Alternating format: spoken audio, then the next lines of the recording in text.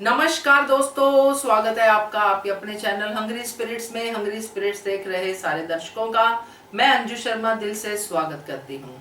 तो आज का एपिसोड बढ़िया एपिसोड था। अब बढ़िया एपिसोड आ रहे हैं क्योंकि एक तो अनुपमा आगे बढ़ रही है, अपनी स्ट्रगल को आगे बढ़ा रही है और उसके रास्ते में हार्डशिप्स भी आ रही हैं। जैसे इंडिया से बड़ी जल्दी ही हार्डशिप्स आने वाली हैं और अमेरिका में तो चल ही रही है, बट अनुपमा रुक नहीं रही है, आगे बढ़ रही है। ये अच्छा सिग्नल है। बाकी श्रुति के बारे में भी बहुत कुछ आज सुनने को मिला, देखने को मिला, आगे और भी बहुत कुछ होगा।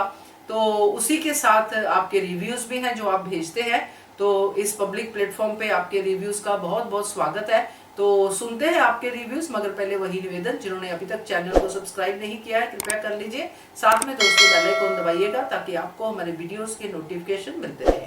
चलिए सुनते हैं आपके reviews. Hello, good morning Anju ji, कुमुन्नी त्रिपाठी। हमारी सभी प्यारी बहनों को सुबह का प्यार भरा नमस्कार और उन सभी का बहुत बहुत धन्यवाद जिनको मेरा ऑडियो अच्छा लगता है। कल हम अनुपमा शाम को देख पाए इसलिए अपना रिव्यू नहीं भेज पाए थे, और लाइव चैट में और कमेंट्स में जिन्होंने भी मेरी बेटी को बर्थडे विश किया सभी का तहे दिल से धन्यवाद। और अंजू जी आपको भी दिल से धन्यवाद।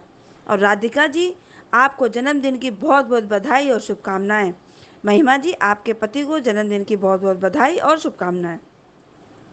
कल एक प्रोमो देखा, उसमें डिम्पी घर छोड़कर चली गई है अंश को लेकर, और वनराज अनुपमा पर भड़क रहा है। अब अनुपमा को डिम्पी के बीच में नहीं पड़ना चाहिए, वो खुद सक्षम है लड़े वनराज शाह से। तुम अनुपमा अपना देखो, मास्टर शेफ का कंपटीशन और आद्या को संभालो बस। शाह हाउस वालों से अपना दिमाग हटा लो, सब अपना कर सकते हैं। क्या तुमने ठेका ले रखा है सबका? जब 5 साल तुम दूर थी तब क्या था, सब चल रहा था तुम्हारे बिना, तो क्यों घुसी पड़ी हो शाह हाउस में? आदत से मजबूर है अनुपमा और कुछ नहीं। कल का एपिसोड देखा? और क्यों तोशु, अनुपमा ने क्या ठेका ले रखा है तुम्हारे घर में रहने का? तुम होते कौन हो अनुपमा को ये सब कहने वाले? वाह तोशु, अब तुमको माँ चाहिए, शाबाश। अब आद्या सीधा सीधे मुंह बात नहीं करती है, कोई बात नहीं। और तुमने क्या किया था अपनी माँ को? चोरी के इल्जाम में जेल पहुंचाया था, बेइज्जत किया था पूरे देश में। तुमसे कुछ होता कहाँ है किंजल, कुछ भी नहीं। अनुज बहुत परेशान है श्रुति की कंडीशन को लेकर, और अनुज आद्या के लिए सॉरी बोल रहा है अनुपमा से जो उसने अनुपमा को बोला। अनुपमा मन करता है तुमको थप्पड़ लगाऊं सच में। अनुज को फिर कपाड़िया सा राज बोल रही हो। अनुज लगातार अनु को देखे जा रहा है, और सही कहा अनुपमा तुमने, बदतमीजी के पीछे दर्द है आद्या के, और इस दर्द का जिम्मेदार कौन है? अनुज को अनुपमा के दर्द की चिंता हुई, और अनुज को बहुत दर्द है सच में। आज का एपिसोड देखा? पहले मुझे अपने क्रोध से डर लगता था, अब खामोशी से भी डर लगता है, क्योंकि मुझे खुद नहीं पता मेरा क्रोध किस रूप में बाहर आएगा। ये लाइनें आद्या पर फिट बैठती हैं। आद्या के लिए पता तो क्या क्या कह दिया काउंसलर ने।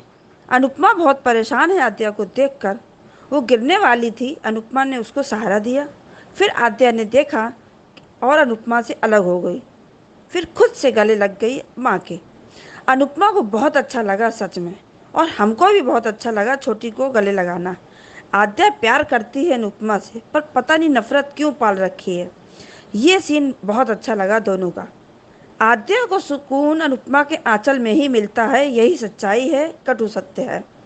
और लीला वनराज पर चिल्ला रही थी, सब परेशान, पाखी, श्रुति और आद्या के लिए परेशान। वनराज हमेशा अनुपमा के खिलाफ ही बोलता है, तुम लोगों के पीछे तो उसका सारा जहान बर्बाद हो गया, फिर भी ये उसके पीछे पड़ा रहता है।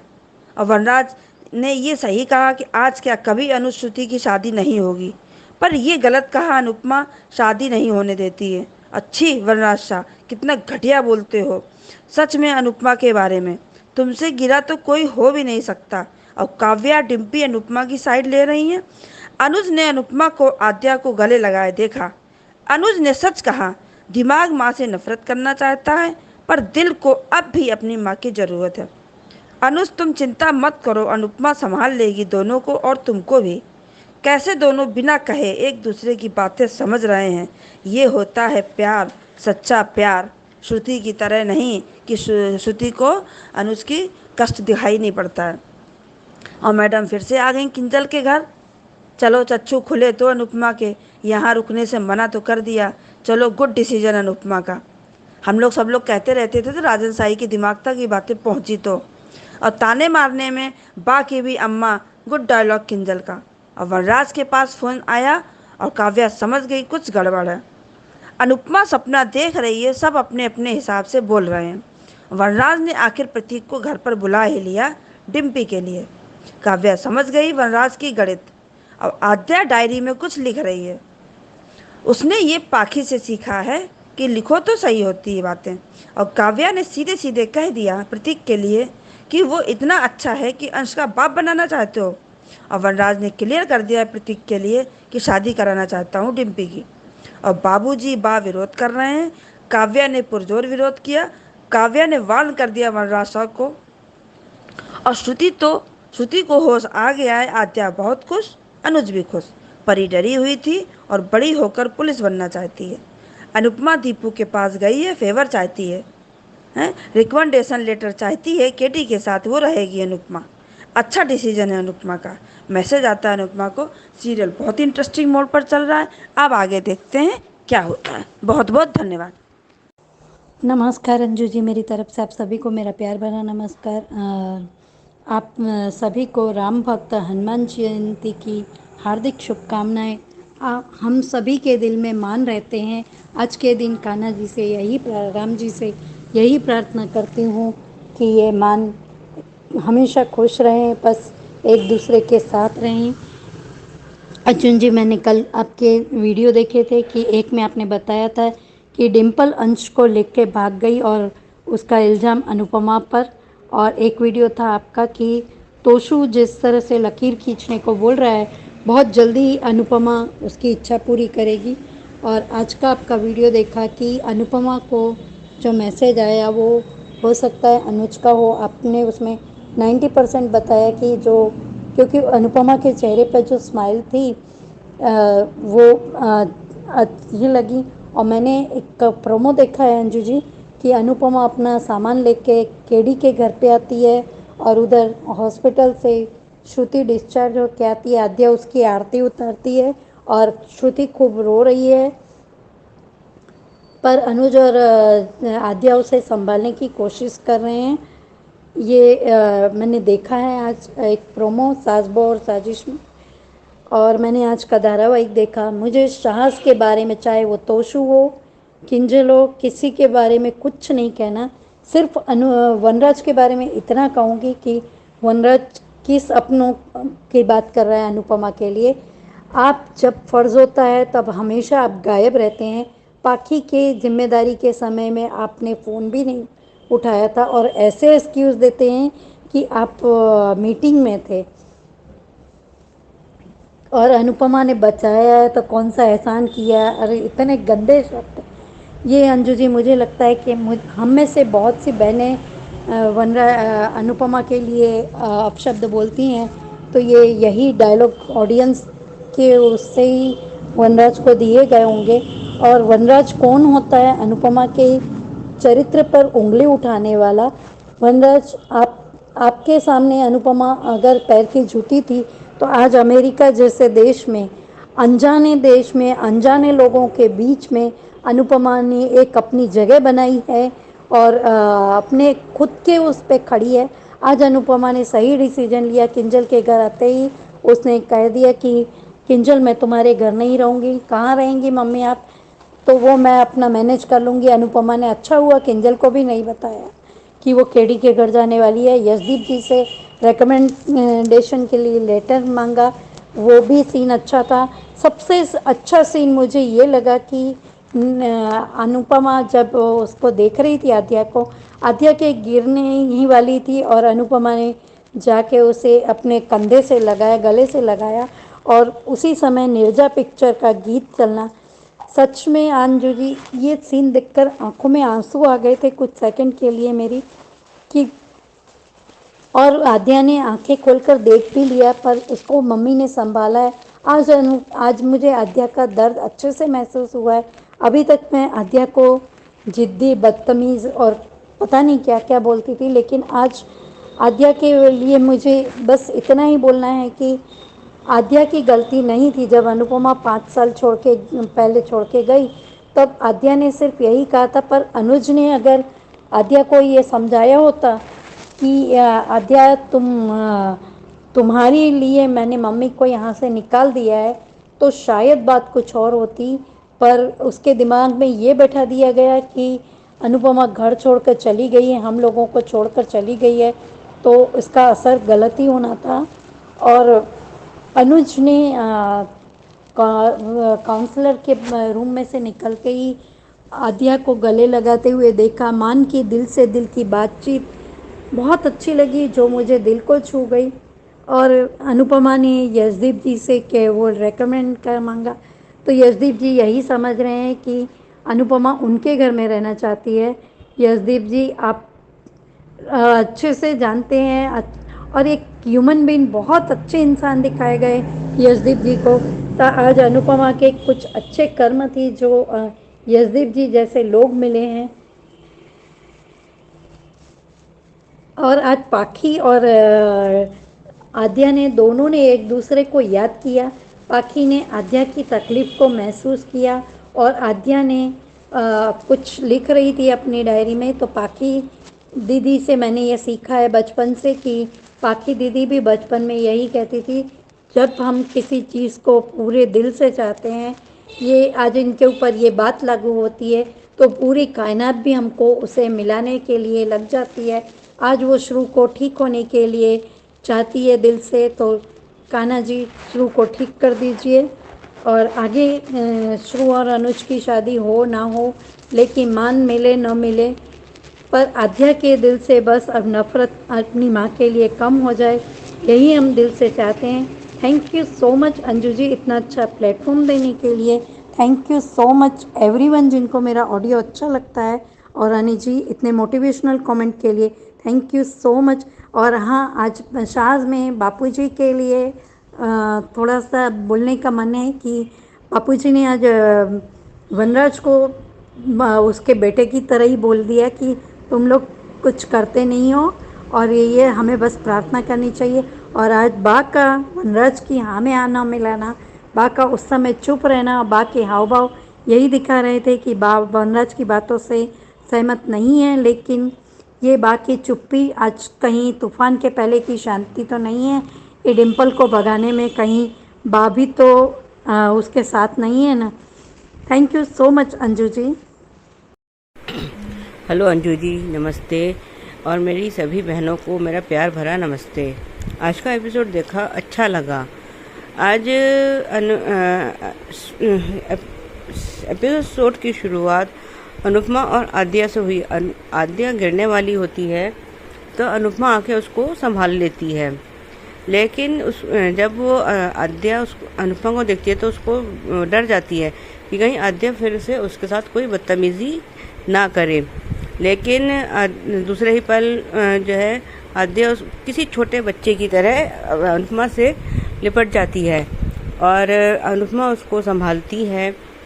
उसके बाद वो उसको अपने गले से लगाए रखती है, जिसकी में थोड़ी देर में आद्या उसकी गोद में ही सो जाती है। जब अनुज बाहर आता है तो वो ये देखकर बहुत हैरान रह जाता है और उसका ये कहना है कि आद्या दिमाग से बड़ी हो गई, लेकिन दिल से तो अभी उसको अपनी माँ के प्यार की ही ज़रूरत है। वो सीन भी बहुत अच्छा था। अनुज और अनुपमा का मतलब बिना बोले ही बात करना बहुत अच्छा था। अनुपमा किंजल के घर आती है, उसके बाद तो वो किंजल से कहती है कि मैं अब यहाँ पर नहीं रहूँगी। तो वो किंजल थोड़ी हैरान रह जाती है, वो पूछती भी है कि वो कहाँ रहेगी। कह रहे मैं वो देख लूँगी, मैं अपना जुगाड़ कर लूँगी, लेकिन मैं यहाँ नहीं रहूँगी। खैर वो कहती है कि अभी आप परी के रूम में जाके सो जाओ, उसके बाद बात करते हैं। परी लेकिन तोशु का हम क्या ही कहें, वो तो भैया पता नहीं किस मिट्टी का बना हुआ है, ये मेरी समझ के बाहर है। उसे ना तो अपनी माँ की परवाह है, ना अपनी बीवी की परवाह है, ना ही अपने बच्चे की परवाह है। किसी की तो परवाह करे, लेकिन सिर्फ अपनी परवाह करता है वो तो बस। वो जब किंजल कमरे में आती है तो टॉन्टिंग वे में पूछता है, आ गई माता श्री? तो किंजल उसको करारा जवाब देती हुए कहती है कि जब डोरबेल बजी थी तो समझ जाना चाहिए कि मम्मी आई हैं, लेकिन वो कोई रिएक्ट नहीं करता और वो जो है वो करवट बदल लेता है। ये देख के किंजल बहुत गुस्सा हो जाती है और उसको बड़ा खूब उसको बोलती है। इधर हम देखते हैं कि वनराज के घर में सब लोग आ गए हैं, सब परेशान हैं उसके लिए, लेकिन वनराज तो तोशु का बाप, क्या मुझे तो लगता है उसका दादा परदादा ही लगता है बदतमीज़ी में, कि जिस तरह से वो कहता है कि अनुपमा जो है की वजह से अनुज और श्रुति की शादी टूट गई, अनुपमा का कोई अब ठिकाना तो है नहीं। उसके बाद वो कि जो है अब उतना अमीर बॉयफ्रेंड उसको कहीं मिलेगा नहीं, इसलिए उसने जानबूझकर उसको उसकी ये शादी तुड़वा दी। यह क्या सोच के ये बोलता है, मेरी समझ के बाहर है। लेकिन बापूजी उसको चुप कराते हैं, तो लेकिन बापूजी के कहने से कौन सा वो चुप होने वाला है। इतने में उसको किसी का फ़ोन आता है, तो वो कहता है कि अच्छा ठीक है, आज ही घर पे आ जाओ। ये तो हमें पहले ही पता था कि वो किसी प्रतीक नाम के लड़के से टिम्पी की शादी करवाने की फिराक में है, लेकिन काव्या उसके अब मन को और दिमाग को दोनों को पढ़ने लगी है। वो समझ जाती है कि ये वनराज कुछ ना कुछ खिचड़ी तो पका ही रहा है। लेकिन जब वो कहती है, जब प्रतीक घर आता है उसके बाद वो किसी का फ़ोन आता है, उसके बाद वो जब बाहर जाता है अपना फ़ोन अटेंड करने के लिए, तो काव्या कह देती है कि ये तुम प्रतीक से उसकी डिम्पी की शादी कराना चाहते हो ना। तो एक बार को तो हैरान हो ही जाता है, तो हाँ कहता है कि हाँ मैं प्रतीक से डिम्पी की शादी कराना चाहता हूँ। तो वनराज, बा, काव्या सब उसे कहते हैं, तो अमेरिका में क्या तुमने झूठ बोला था? कह रहा हाँ, जो कभी कभी किसी वजह से किसी अच्छे काम को करने के लिए झूठ तो बोलना ही पड़ता है। मुझे ये नहीं समझ में आता कि भाई इसमें वनराज का कौन सा अच्छा है। उसके बस अपना ही वो है, अपना स्वार्थ सिद्ध होना चाहिए बस। बाकी तो सारी दुनिया भाड़ में जाए, कोई भाड़ में जाए, लेकिन उसका अपना स्वार्थ पूरा होना चाहिए बस। इधर डिम्पी और टीटू आपस मैसेज करती है, टीटू का भी मैसेज आता है। अंश जो है अपनी माँ की गोद में बैठ के खुश है टीटू और उसकी डिम्पी की फ़ोटो देख के। उधर जब अनुपमा यशदीप से मिलती है तो वो कहती है कि मुझे आपसे फेवर चाहिए। तो वो यशदीप को लगता है कि शायद वो उसके घर में रहने की, लेकिन वो कहती है कि नहीं, मुझे सिर्फ आपका एक रिकमेंडेशन लेटर चाहिए। तो वो यशदीप कहते हैं कि आप ये भी आपका घर है, आप यहाँ रह जाओ, यहाँ अगर अभी बीजी घर पर नहीं है तो, नहीं तो वो तो आपको बहुत डांट लगा दी। कह रहे वो कहती है कि अनुपमा कहती है कि मुझे पता है कि ये मेरा ही घर है, मैं यहाँ रह सकती हूँ, लेकिन मैं कैडी के साथ रहूँगी। अभी उसकी कैडी की भी जॉब नहीं है, तो हम दोनों मिलके उसका किराया दे देंगे। अभी वो यशदीप से बात कर रही होती है कि उसके फ़ोन पर किसी का मैसेज आता है, जिसको देखकर उसको खुशी मिलती है। उधर हमने देखा कि अनुज आद्या के रूम में गया है, तो वो वहाँ पे कुछ लिख रही है डायरी में। तो वो पूछता है कि क्या कर रही है, तो वो खोए खोए से उसमें जवाब देती है कि मैं जो हम जो चाहते हैं उसे हम डायरी में लिखें तो हमें वो चीज़ मिलती ज़रूर है। तो पाखी दीदी भी ऐसे करती थी, तो मैं भी वही कर रही हूँ। ये सुनकर अनुज थोड़ा शॉक रह जाता है। इतने में उसके पास हॉस्पिटल से फ़ोन आता है, तो वो हॉस्पिटल वाले अनुज को और आद्या को तुरंत बुलाते हैं, जहाँ पे वो जाके देखते हैं कि श्रुति को होश आ गया है, अब वो खतरे से बाहर है। आज के लिए बस इतना ही, धन्यवाद। हेलो अंजू जी और सभी को मेरा नमस्ते। आज शो की शुरुआत अनुज काउंसलिंग रूम से बाहर निकलता है और अनुपमा आध्या के पास आती है। आध्या गिरने वाली होती है और उसको संभालती है। आध्या देखती है और अनुपमा थोड़ी दूर होके बैठने की कोशिश करती है, लेकिन आध्या अपनी माँ से मम्मी से लिपट जाती है और उसके गोद में सर रख के रहती है और धीरे धीरे वो सो भी जाती है। अनुज ये देखता है, उसको बहुत अच्छा भी लगता है और बस अनुज और अनुपमा एक ही डायलॉग बोलते हैं और उसके बाद दोनों मन ही मन में बात कर रहे होते हैं। It was very nice scene. जिस तरह से दोनों के फेस रिएक्शन थे और जिस तरह दोनों बात कर रहे थे, अनुज मन ही मन में बात कर रहा था और अनुपमा उस बातों का जवाब दे रही थी। बहुत अच्छा लगा ये देख के। अनुपमा किंजल के घर पहुंचती है और किंजल को कहती है, ये अच्छा किया कि किंजल को कहा कि वो यहाँ नहीं रुकेगी। वो सिर्फ बापूजी और बच्चों की वजह से यहाँ रुकी हुई थी ताकि उसकी हेल्प हो जाए, बट कल वो चली जाएगी। किंजल हैरान हो जाती है और वहाँ शाह फैमिली में वहाँ तो ड्रामे ही हो रहे होते हैं। वनराज तो वाकई निहायत ही कमीनेपन पे है और वाहियात इंसान है। कैसे वो बोलता है कि अनुपमा ने कोई एहसान नहीं किया परी को बचा के। वाह। वो बोलता है कि मैं होता तो मैं भी ऐसा ही करता। इतना ऊल जलूल अनुपमा के लिए बोल रहा होता है। और जैसी डिम्पी कहती है कि अब श्रुति और अनुज की शादी नहीं होगी, वनराज ऐसे बोलता है जैसे बहुत बड़ा अंतर्यामी है। कहता है कि मुझे तो पता ही था कि उस शादी नहीं होगी। अनुपमा तो मन ही मन बहुत खुश हो रही होगी कि शादी टूट गई। बापूजी फाइनली उसे चुप करा ही देते हैं। वनराज को फोन आता है और काव्या की तो बात ही क्या है, वो तो पहचान जाती है वनराज के एक्सप्रेशन की कुछ तो झोल चल रहा है उसके दिमाग में। पूछ ही लेती है वो कि कौन आ रहा है। वनराज बातों को घुमाने की कोशिश करता है, लेकिन फाइनली एडमिट कर देता है कि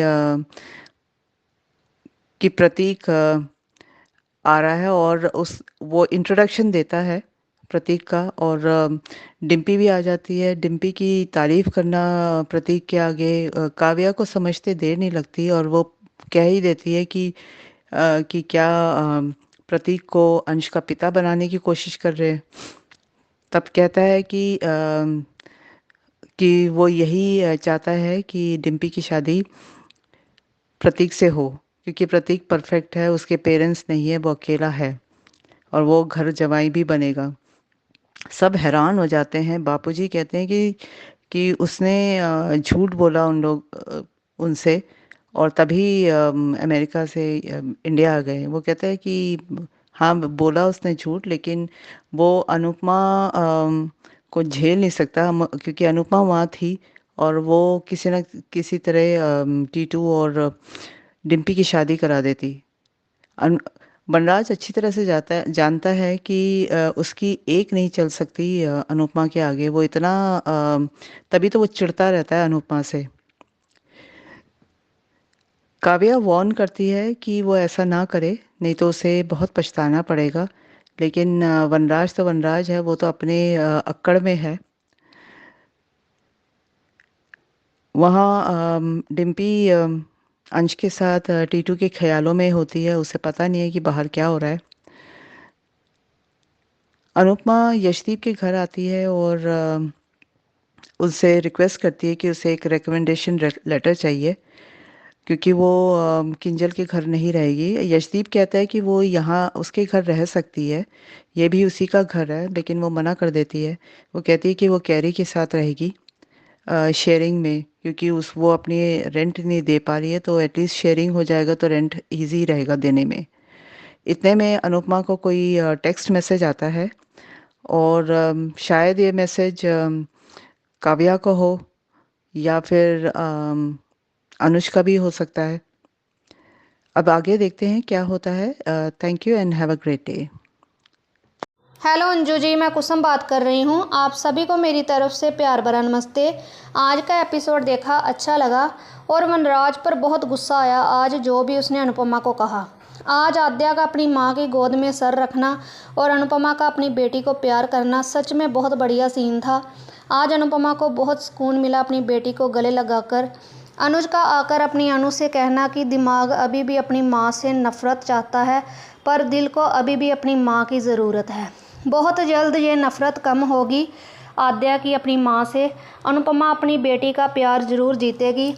आज उधर वनराज ने जो एक एक शब्द जो उसने अनुपमा के लिए कहा बोला, सच में बहुत दुख हुआ। कितनी गिरी हुई सोच है वनराज की। एक तरफ उसे पनौती बोलकर घर में आने से मना किया और अब किस मुंह से बोल रहा है कि तोशु और केंजल को छोड़कर हॉस्पिटल में जाकर बैठ गई है। इसका कुछ नहीं हो सकता, बट वो दिन दूर नहीं जब डिम्पी अंश को लेकर भाग जाएगी, तब देखेंगे क्या करता है ये वनराज। आज अनुपमा का केंजल को कहना कि मैं सुबह जहाँ से चली जाऊँगी और अनुपमा ने जो भी डिसीजन लिया है केडी के साथ रहने का बहुत बढ़िया है। अब अनुपमा को इस केंजल के घर में एक दिन भी नहीं रहना चाहिए। ये दोनों ही एहसान फरामोश हैं। जब ज़रूरत पड़ती है तो मम्मी याद आ जाती है, जब मम्मी की ज़रूरत नहीं होती तो उसे गालियाँ और नीचा दिखाने में कोई कसर नहीं छोड़ते। अब अनुपमा को भी केडी के साथ ही रहना चाहिए। आज वनराज को काव्या ने पकड़ ही लिया कि वो क्या सोच रहा है और उसने सबको कह दिया कि मैं प्रतीक से डिम्पी की शादी करवाना चाहता हूँ। उधर काव्या ने तो डिम्पी की सपोर्ट में बात की, बट जब वनराज की चलती है तो ये काव्या भी पीछे हट जाती है। उधर रही बात डिम्पी की, वो तो डिम्पी का तो हम प्रोमो देख ही चुके हैं कि वो टीटू से बात कर रही थी कि अगर मेरी शादी पापा ने ज़बरदस्ती कराई तो मैं अपनी जान दे दूंगी। उधर सारा इल्ज़ाम जे वनराज फिर से अनुपमा पर डालने वाला है कि इसने ही डिम्पी को कहा होगा कि घर छोड़कर भाग जाओ। अनुपमा आज सपने में फिर से चारों तरफ से गिरी हुई नज़र आई। कोई कुछ बोल रहा था और कोई कुछ, बट आज जो अनुज ने अनुपमा से मन ही मन में कहा कि मैं अकेला नहीं संभाल पाऊँगा, तो बहुत ज़्यादा परेशान हो चुका है अनुज। जो भी ये हो रहा है, आज दोनों की मन की बातें एक दूसरे को सुनना और अनुपमा का कहना कि आप फिक्र मत कीजिए, मैं आपके साथ हूँ।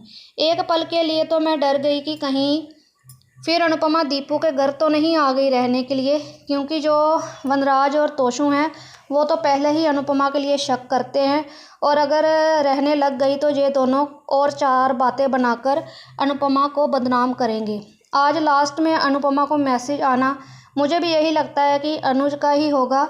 उसने बताने के लिए कॉल किया, मैसेज किया होगा कि श्रुति होश में आ गई है और वहाँ अनुपमा हॉस्पिटल जाएगी तो सही, बट आद्या अनुपमा को श्रुति से मिलने नहीं देगी। प्रोमो में देखा तो एक तरफ तो अनुपमा केडी के घर चली गई है रहने के लिए, दूसरी तरफ श्रुति भी घर आ गई है और आद्या उसका स्वागत करती है। और कुछ देर बाद आद्या को फिर से वही गोली वाला सीन याद आ जाता है तो उसे पैनिक अटैक आ जाता है। अनुज बहुत कोशिश करता है उसे संभालने की, बट उससे संभल नहीं पाती। अब अनुपमा को अनुज अपने घर बुलाएगा आद्या के लिए, बट अनुपमा का कंपटीशन भी नज़दीक आ रहा है। कहीं ये ना हो कि वो कंपटीशन में कुछ गड़बड़ हो जाए। अगर इस बार भी फिर से डिम्पी की वजह से या आद्या की वजह से अनुपमा के सपनों में पानी ना फिर जाए। आगे देखते हैं मैम कहानी में क्या होता है। थैंक यू सो मच आप सबका इतने अच्छे अच्छे रिव्यूज भेजने के लिए, और बढ़िया तरीके से आपने अपने अपने तरीके से एपिसोड को देखा और एक्सप्लेन भी किया है। मगर एक चीज सब में कॉमन है, जो है वनराज को गालियां पड़ना, वनराज के लिए जो है गुस्सा, वो सबके ऑडियो में है और तोशु के लिए भी, तो वो डिजर्व भी यही करते हैं क्योंकि कैरेक्टर ही ऐसा है। तो थैंक यू सो मच आप सबका वंस अगेन। तो जिन्होंने अभी तक नहीं भेजा है वो नंबर नोट कर लीजिए, अगर भेजना चाहते हैं तो नंबर है 9833155523। इस नंबर पे भेजिए, बनिए हिस्सा अनुपमा के पब्लिक वॉइस वीडियो का। Keep watching hungry spirits channel. Thank you so much. Subscribe to our channel by clicking the subscribe button. Click the bell button and enjoy the latest uploads from our channel.